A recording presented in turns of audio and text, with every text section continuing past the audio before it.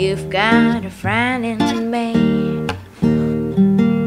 You've got a friend in me. When the road looks rough ahead and you're miles and miles from your nice warm bed. Happy birthday, Jarell!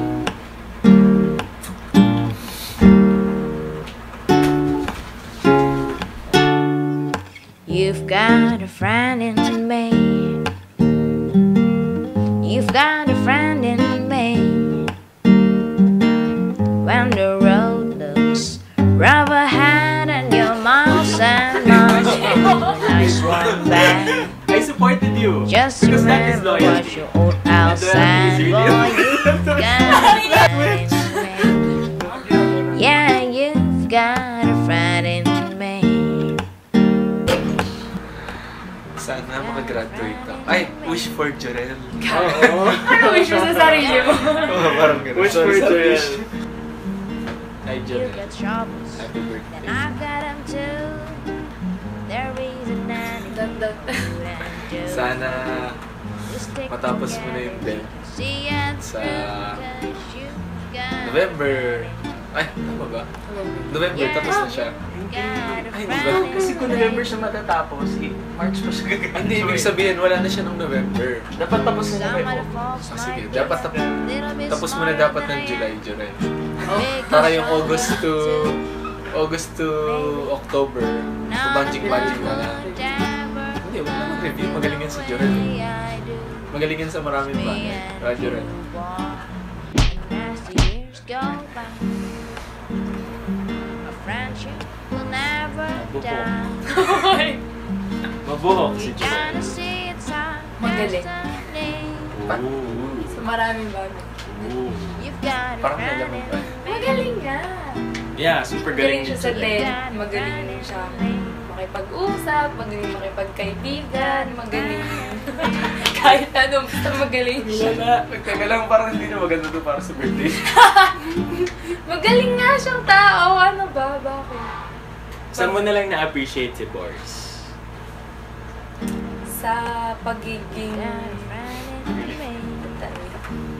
supportive. You've got a Super. friend in me. Supportive siya sa lahat ng bagay na gusto mong gawin. You got troubles, Support ka lang. then I've got them Although at too. first hindi niya sinuportahan yung There pag-leave isn't ko. anything Kasi sabi niya, hindi na daw ako babalik. you stick together. Which is, or medyo nangyari na, I did come back.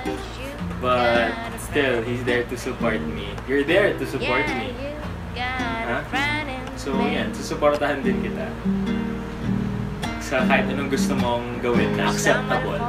Kasi may mga gusto mong gawin dati na hindi ko pinayagan. Hindi acceptable. Pero ginawa mo pa din. Still, I supported you. Because that is loyalty. And loyalty is really important. Lahat tayo may issues. Lahat tayo may issues. Oh, ganda to. Jarell, yung pinakamagandang memory. Feeling ko hindi memory talaga. Wala akong masabing pinakamagandang memory kasi ang dami nating memories na alam mo na, yung hindi pwede ma-reject ka.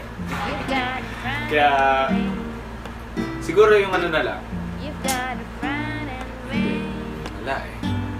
Hindi ko talaga ano. Pero feeling ko yung memory na favorite ni Jarell na kasama ako, siguro yung nag-penguin ako sa basketball. Kasi nagba-basketball kami, tapos nakalock yung gate, umuulan. So basically pumasok yung tubig sa court. Tapos nang hinabol ko yung bola, nag-slip ako, tapos nakadive ako, parang penguin. Tapos dire-diretso ako. Kung siguro bukas yung gate, baka nakauwi na ako ng Indang. Saan ka na to? Sa may, ano yun, Fairview. Akala ko paligan ni Pat. Ikaw? Well, siguro favorite, pinamagandang memory ko with Jarell is whenever may parang sobrang random nights lang na gusto nauuhaw siya. Tapos I'm here naman to host because I'm super generous and I'm always there for my friends. And yun lang, masaya kasi hindi kami nauubusan ng pinag-uusapan. I don't know if it's because super friends kami or dahil super galing ko makipag-usap. Birthday mo? Birthday mo? Pero Si Jors, basta favorite ko whenever we talk. Kasi super sensible kausap. And, yeah, supportive. Hindi. Masabi ko rin kay Gerald, sobra niya pahalagahan yung mga friends niya. Sucks lang. Ay, ganun. Sinuntok niya yung pader. Ba't di niya sinuntok si ano? Ayun nga, natakot nga kami kasi sinuntok niya yung pader, tapos nandun kami sa pagitan. Parang ganito. Tapos, room yun. So, hindi namin alam kung may prof o wala. So, sabi niya naman, alam niya daw walang prof. So, What's your favorite memory pag birthday ni Jorel. I-edit naman natin. Sige. Siguro yung unnecessary level of honesty. Sa akin lang ba? Sa akin lang. Hindi, kasi he's really honest sa akin whenever I try to seek consult regarding my problems. He tells me things na not necessarily na gusto kong marinig. Because he's like that eh. He's brutally honest and it's a breath of fresh air para sa akin. Kasi for the longest time, I've been surrounded by people who has been lying to me. And, oh my God, maling direction. And my point is, Jorel is really a great friend. And that I appreciate. The loyalty, the love, the understanding, the support for the rainbow colors. That I appreciate. What else? Yun lang eh. At saka, laging sinasabi sa akin ni Jorel,